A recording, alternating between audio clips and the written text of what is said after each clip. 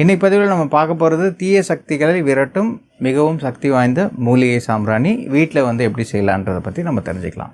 சாம்பிராணி போடுறதால மெயினாக உங்களுக்கு கிடைக்கிறது வந்து பார்த்திங்கன்னா உங்கள் வீட்டில் வந்து ஒரு தெய்வீக அருள் கிடைக்கும். அதே நேரத்தில் வந்து ஒரு கிருமி நாசினி கூட சொல்லலாம். ஆக்சுவலாக வந்து பார்த்திங்கன்னா சின்ன சின்ன கண்ணுக்கு தெரியாத விஷப்பூச்சிகள் வந்து போக்குறது கூட வந்து சாம்பிராணி வந்து ரொம்ப யூஸ்ஃபுல்லாக இருக்கும்.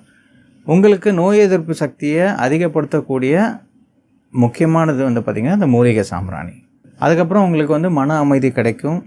உங்களுக்கு எல்லா விதமான சாந்த நிலை உங்கள் வீட்டில் வந்து ஒரு நல்ல பாசிட்டிவ் வைப்ரேஷன் கிடைக்கிறதுக்கு இந்த சாம்பிராணி வந்து ரொம்ப யூஸ்ஃபுல்லாக இருக்கும். உங்களுக்கு நெகட்டிவ் வைப்ரேஷன் வீட்டுக்குள்ளே வராமல் தடுக்கிறதுக்கும் இந்த சாம்பிராணி வந்து ரொம்ப யூஸ்ஃபுல்லாக இருக்கும். அதாவது சாம்பிராணி பற்றி உங்களுக்கு எப்படி தெரியும்னு நீங்கள் கேட்கலாம். சாம்பிராணி பற்றி நிறைய விஷயம் நான் வந்து பார்க்கும் பொழுது நம்ம வீட்டுக்கு நல்லது நடக்கணுன்றதுக்காக நிறைய விஷயம் தேடும் பொழுது அப்போது வந்து ஒரு சாம்பிராணி கடையில் வந்து அதாவது என்னென்னா 3 தலைமுறையாக சாம்பிராணி அதுக்கப்புறம் நாட்டு மருந்து வியாபாரம் பண்ணுறவங்க அந்த கடையிலேருந்து கேட்ட ஒரு காம்பினேஷன் தான் உங்களுக்கு இப்போ வந்து நான் சொல்ல போகிறேன்.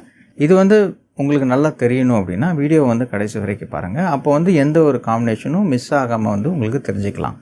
எப்படி அரைக்கணும், எப்படி வந்து நீங்கள் யூஸ் பண்ணலான்றது வந்து தெரிஞ்சுக்கலாம்.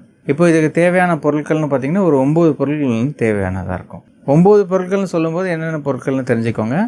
வெண்கடுகு, அதுக்கப்புறமா நாய்க்கடுகு, மருதாணி விதை, அதுக்கடுத்து வந்து பார்த்திங்கன்னா சில பொடிகள் வந்து யூஸ் பண்ணுவோம். அதுலேருந்து என்ன பார்த்திங்கன்னா வேப்ப பொடி, அதுக்கப்புறம் வந்து பார்த்திங்கன்னா வில்வப்பொடி, அதுக்கடுத்து அருகம்புல் பொடி.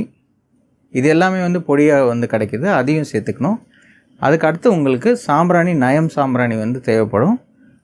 அடிஷ்னலாக வந்து பார்த்திங்கன்னா குங்குலியம், அதுக்கப்புறம் வந்து நீங்கள் எப்பயும் யூஸ் பண்ணுற அந்த கொட்டாங்குச்சி இல்லைன்னா வந்து கறி, அதுதான் வந்து முக்கியமாக தேவைப்படுற இந்த பொருட்கள். இந்த தூபப்பொடி வந்து பார்த்திங்கன்னா உங்களுக்கு வாரத்தில் நீங்கள் 2 தடவை போடலாம். இல்லைனா நீங்கள் வாரத்தில் 2 நாளில் வந்து நீங்கள் 2 தடவை காலையிலையும் மாலையிலையும் வந்து நீங்கள் யூஸ் பண்ணலாம். அந்த மாதிரி யூஸ் பண்ணும்பொழுது என்ன ஆகும்னா உங்கள் வீட்டில் வந்து நேர்மறையான எண்ணங்கள் அதிகரிக்கும். உங்களுக்கு நோய் எதிர்ப்பு சக்தி வந்து அதிகப்படுத்தும். அதுவும் இல்லாமல் வந்து உங்களுக்கு செல்வ செழிப்போடு நீங்கள் வாழ்கிறதுக்கு இந்த மூலிகை சாம்பிராணி வந்து ரொம்ப யூஸ்ஃபுல்லாக இருக்கும்.